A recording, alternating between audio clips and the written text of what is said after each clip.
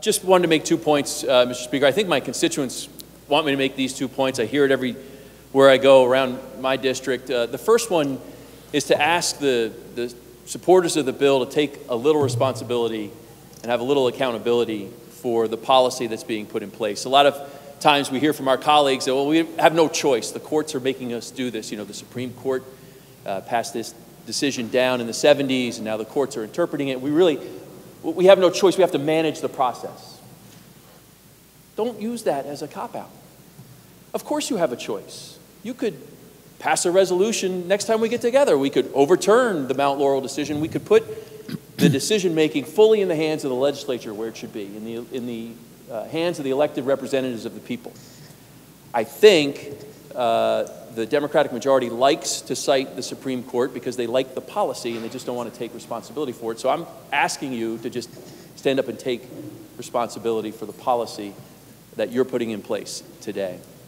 The second thing, Mr. Speaker, is I have to call out what many see as hypocrisy in this bill and the policies that it implements.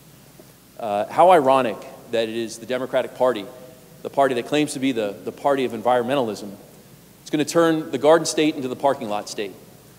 The party that will tell us we can't have plastic bags in the supermarkets or can't drive a combustion engine car because we have to save the planet, but now we're going to pave every suburb over with high-rise, court-mandated, high-density housing.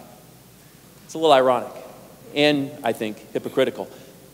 The environmental issues that it's causing in my district, Mr. Speaker, are significant, and we heard testimony on that in the Appropriations Committee just last week.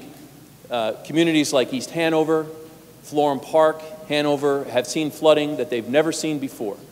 The Passaic River and its tributaries are swelling up, and there's no place for the water to go because there are now 5-story high-rises where there used to be lawns or even parks. The mayor of East Hanover, Joe Panullo, was down last week and said, I've had 3 major flooding issues in a year and a half in a part of town that has never seen flooding before. And he points to the 5-story high-rise that had to go up because of COA mandates. Mr. Speaker, this bill is a disaster for a number of the reasons that my colleagues have pointed out.